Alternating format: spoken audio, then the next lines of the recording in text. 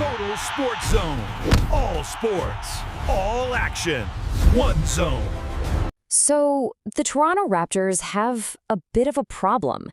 Yeah, they're a good team, a solid playoff team for sure, but are they a championship team? Today, we are going to dive into one massive blockbuster trade proposal that could completely reshape their future. Let's get into it. I mean, right now, the Raptors are absolutely holding their own. They're a tough out for anybody on any given night, and they're sitting comfortably in the playoff picture, no doubt about it. But that's the real question, isn't it? In today's NBA, where everything is about superstars and super teams, just being solid can mean you're stuck. Kind of stuck in the middle of the pack, with no clear path to actually winning it all.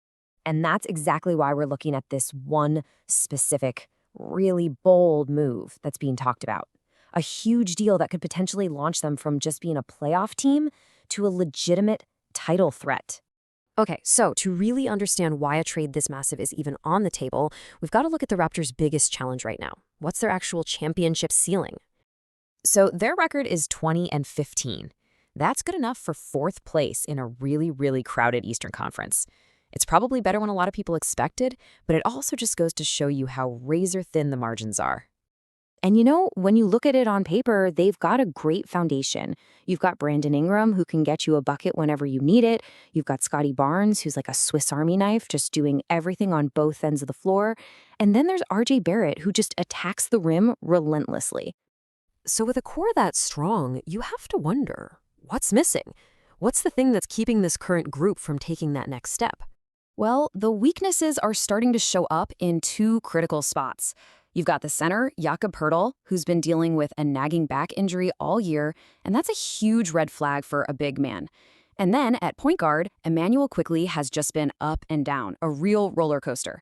If you want to win a championship, you just can't have that kind of instability. Okay, so we've identified the problems. Now what's the solution? Well, according to the thinking here, it is not a small tweak, it is a massive swing for the fences. And the source material we're looking at puts it pretty bluntly.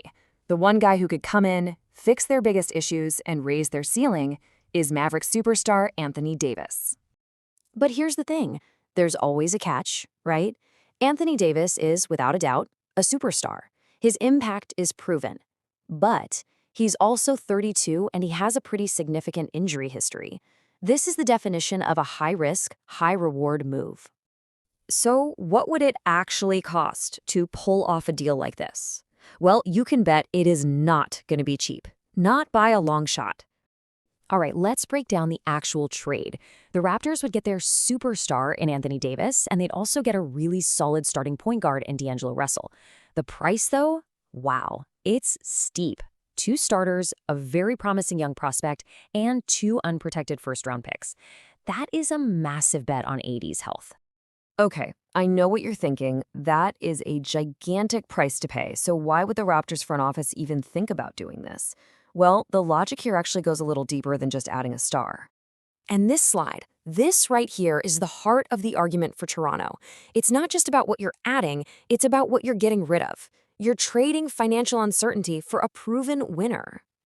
Let's start with Jakob Poeltl. He's got $104 million coming to him over 4 years. For a big guy with back problems, that contract could become a real anchor weighing this team down. And then there's Emmanuel Quickley, $32.5 million a year. That's a huge number for a player who's been so inconsistent, and it really ties up your financial flexibility. So here's the bottom line. For the Raptors, this trade is a chance to kill 2 birds with 1 stone. They get that superstar they need, and they get out from under 2 contracts that are looking riskier by the day. From a strategic standpoint, that's a massive win. But hey, a trade takes 2 to tango, so we've got to flip it around and look at it from Dallas's side. Why on earth would they trade a superstar they just went out and got? Well, for the Mavericks, this isn't about giving up, not at all. It's about a strategic pivot. It lets them hit the fast-forward button on a full rebuild around a new, young core. Instead of trying to win now with an aging star, it's about building their next great team. And look at the return they're getting. This is an absolute treasure chest. They get 2 immediate starters in Poeltl and Quickley, who they can play or even trade for more assets. They get a blue-chip prospect in Murray Boyles, And they get those 2 first-round picks, which are the lifeblood of any rebuilding team. And honestly, for a team that's rebuilding, a player like Colin Murray-Boyles might be the most exciting piece of the whole puzzle. Yeah, his offense needs work, no question, but his defensive potential is supposedly off the charts. He's that high-ceiling prospect with all defense potential that you dream of getting in the draft. Okay, let's bring this all together. We've seen the logic, we've seen the assets, we've seen the risks for both teams. For Toronto, it's an all-in move for a title. For Dallas, it's a strategic jumpstart for the future. So, the final question is pretty simple, and I'm asking you, if you were the GM in Toronto, would you make this call? Is that one shot at a championship worth basically mortgaging your team's future for the next 5 years? It's a huge, franchise-altering decision, and there is no easy